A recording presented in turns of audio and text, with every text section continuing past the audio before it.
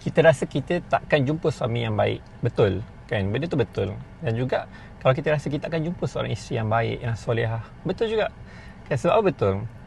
Allah ni dia akan ikut sangkaan hamba-hamba dia. Dan juga you are what you think you are kan? If you think you can, it's right kan? If you think you can pun betul juga. Sebab apa? Sebabnya kita ni mesti kita percaya bahawa kepercayaan kita ni betul dan kita akan pertahankan kepercayaan kita. Kalau contoh kita kata, aku yakin lah aku tak akan jumpa lelaki yang baik dah. So kita carilah, jumpa lelaki cari benda yang buruk pasal dia. Jumpa lelaki ni cari benda yang buruk pasal dia. Apa kelemahan dia ada? Kita korek, kita cari sampailah kita jumpa. Dan kalau kita jumpa tu kita exaggerate kan. Dan juga apa saja kepercayaan kita yang lain lah. Aku tak percaya, aku memang rasa aku tak dapat gaji besar lah. So bila kita tak percaya kita boleh dapat, kita boleh achieve benda tu, kita akan usaha. Dan kita tak akan membuktikan kita tak boleh. Sebab apa? Sebab kita yang cakap tak boleh, tak mampu. So takkan kita nak kata kita ni salah kan? Kita mesti akan rasa kita betul.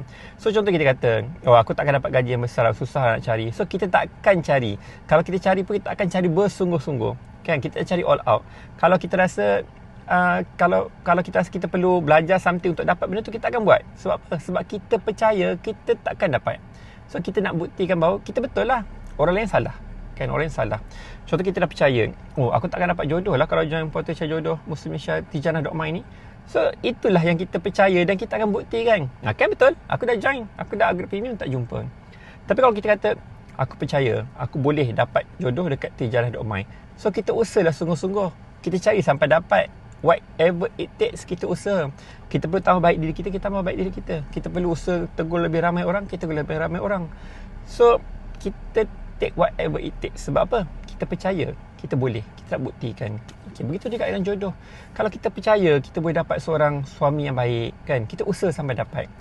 Kalau kita tahu, kita rasa suami yang baik suka orang pandai memasak, kita pandai masak, kita belajar memasak. Ini very typical lah orang cakap kan, isteri yang baik kena belajar masak apa semua kan. Tapi kita kata, tak nak, aku tak nak belajar masak, aku takkan belajar masak. Siapa nak aku, ambil, take it or leave it kan. Itu terpulang lah pada masing-masing. Tapi hakikatnya lah kan, lepas dah berkahwin, kita akan jumpa lelaki yang baik, perempuan yang sangat baik kan. Kalau lelaki lah, kalau orang kata lelaki penting kan, sangat perempuan pandai memasak, berapa ramai lelaki baik kat sana. Tak kisah pun kalau perempuan tak pandai masak ke, tak nak masak ke, ramai tak kisah kan, ramai tak kisah. Begitu juga dengan apa-apa expectation yang orang duk cakap-cakap ni lah kan. Nak katakan benda tu boleh dibawa bincang kan, benda tu bukan segala-galanya.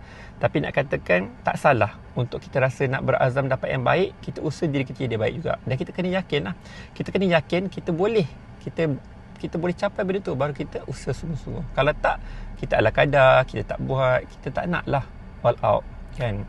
So apa tunggu lagi? Kita kena yakin pada diri kita, nak dapat yang terbaik untuk diri kita, dan kita usaha yang terbaik. Kalau ada benda-benda yang kita boleh tambah baik diri kita, kita tambah baik diri kita. Yang baik, yang dapat kelebihan bila tambah baik diri kita ni siapa? Akhirnya kita lah, kita yang dapat kebaikan tu. Kita yang dapat kebaikan tu. Okay, so jangan tunggu-tunggu lagi. Register Tiljannah.my, cari jodoh yang terbaik yang anda boleh dapat hari ni dekat portal Tiljannah.my. Belum cuba, belum tahu, dan tak salah untuk kita mencuba. Semoga dapat yang baik-baik.